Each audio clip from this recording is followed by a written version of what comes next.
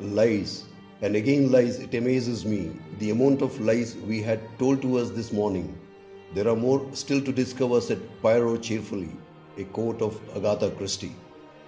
After my third video on Rafael, the story you have not heard, some friends called up to ask what is my intention. I have told them the only intention that I know is attention. That aside, too many Raja Mansings of 1857 and Mir Zafars in the midst of us is the actual reason. Today's session is on another story, that Modi is a destroyer of institutions. Let us take HAL for a beginning. HAL in a couple of minutes. Before that, request you to join me to convey a few condolence words on young departed souls some days earlier in Bengaluru and all dear soldiers who have laid down their lives in line of their duty, either in Pulwama, in anti-terror ops or in Mi-17 crash. Immediately after Mirage crash, social media was ablaze with various conjectures and angry outbursts, similar to ones that you saw post-Pulwama terror attack. On the technical fitness of the aircraft, unless the inquiry is complete, it would be premature to write an obituary. What's known as Mirage was being tested for radar performance and combat readiness by arguably two best pilots. Soldiers laying down their lives for our country with Kashmir on the boil is worse than a day's affair.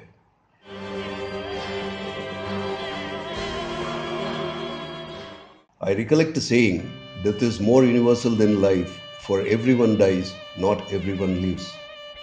A soldier works for his motherland, dies for his motherland. In fact, that is the oath he repeats, that till his death he shall place his motherland before his self. One candlelight march in memory, you move on. Still, you will agree that no loss is acceptable to anyone. However, for the families of soldiers who have laid down their lives for a just cause, such deaths are acceptable losses. Now, to lose near and dear ones in Mirage-like accident or those got massacred in Uri or Pulwama haunts the families for rest of their lives. What have they done to deserve this kind of an anguish and tragedy? Allow me to quote from Lord Tennyson's poem, and I quote, "Home they brought her warrior dead. She nor swooned nor uttered cry. All her maidens watching said, she must weep or she will die." Unquote. Memories of those gone now remain as mirages in a desert, images captured in frames until last. Request you to stand up, spend a minute in prayers for the young children and the wives who are left behind to fend for themselves for the rest of their lives. Shri Rahul ji in a press conference recently said, "This 30,000 crores could have been given to your families. This 30,000 crores could be given to you when you die in a plane crash. This is your money." Similarly, Rahul ji, can we give money to terrorists, Pakistan and China, disband armed forces thereafter?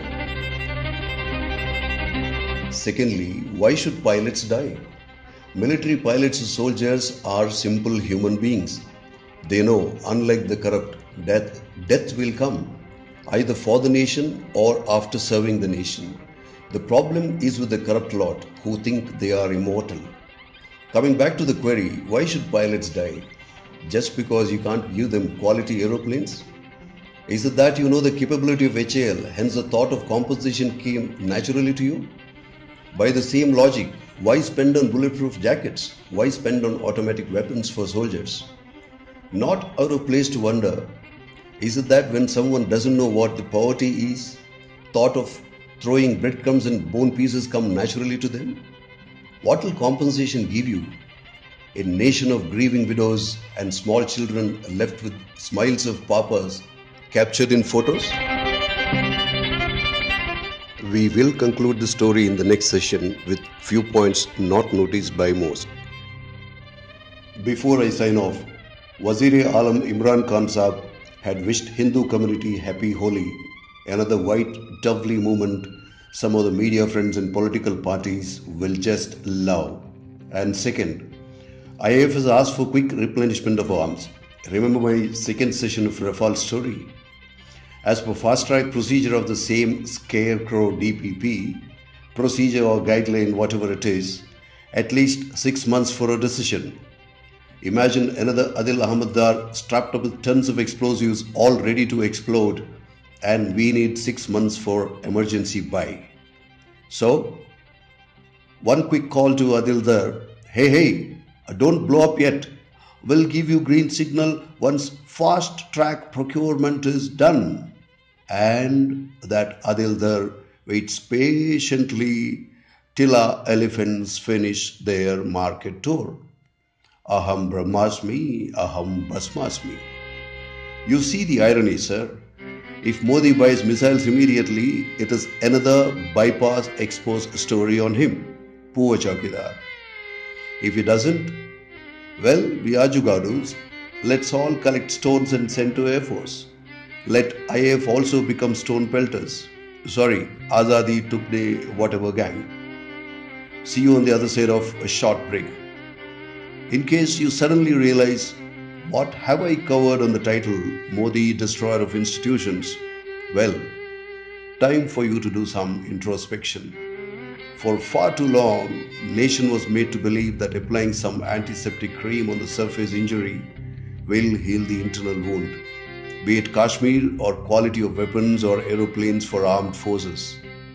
Which party is majorly responsible for this terrible mess we find ourselves in? Think about it.